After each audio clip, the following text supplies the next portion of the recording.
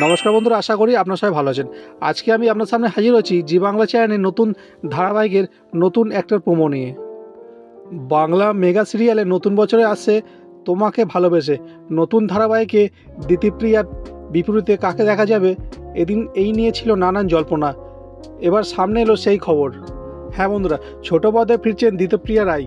এই খবর এখন প্রায় সকলেই জানা। নতুন বছর আসছে তোমাকে ভালোবেসে নতুন ধারাবাহিকে দিতিপ্রিয়া বিপরীতে কাকে দেখা যাবে, এতদিনেই এই নিয়ে ছিল নানান জল্পনা।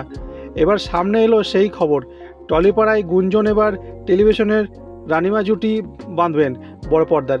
সত্যজিৎ রায় অর্থাৎ জিতু কমলের সঙ্গে দীর্ঘ বিরতির পরে বাংলার মেগাতে ফিরছেন জিতু। পাশাপাশি দেখা যাচ্ছে নতুন বছর শুরুতেই হতে পারে বড় খবর।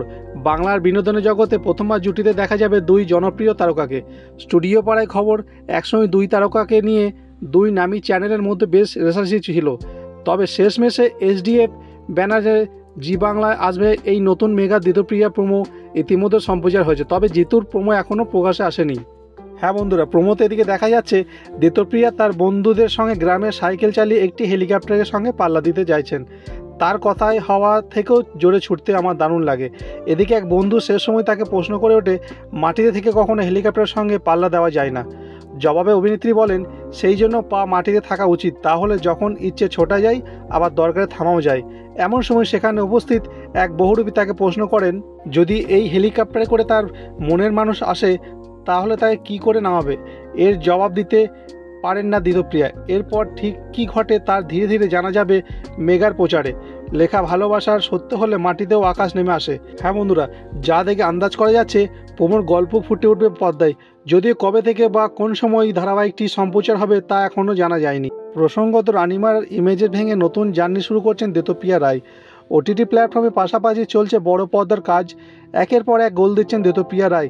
অনেক ছোট বয়স থেকে অভিনয় করলেও জি বাংলার করুণাময়ী রানী রাসমণিতে কাজ করার পরে জীবন বদলে যায় দিতিপ্রিয়া রায়ের।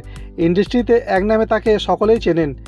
অন্যদিকে জিতুর কেরিয়ার শুরু হয় টেলিভিশন থেকেই। 2010 সালে নিয়তি ধারাবাহিকে তাকে প্রথম দেখা গিয়েছিল। জিতুকে শেষ দেখা গিয়েছিল গুড়িয়া, যেখানে গুড্ডু সেখানে। এছাড়া বড় পর্দায় তার বহু কাজ প্রশংসিত। এছাড়াও জিতু কমলের এর আগে অনেক বাংলা সিনেমা আছে, অনেক বাংলা মুভিতে উনি কাজ করেছেন। তো বন্ধুরা, দিতিপ্রিয়া রায়কে আর জিতু কমলকে আপনাদের কেমন লাগে কমেন্টে অবশ্যই জানাবেন। বন্ধুরা, বাংলা ধারাবাহিকে সকল প্রকার আপডেট পেতে আমাদের ইউটিউব চ্যানেলটিতে লাইক এবং সাবস্ক্রাইব করুন। ধন্যবাদ।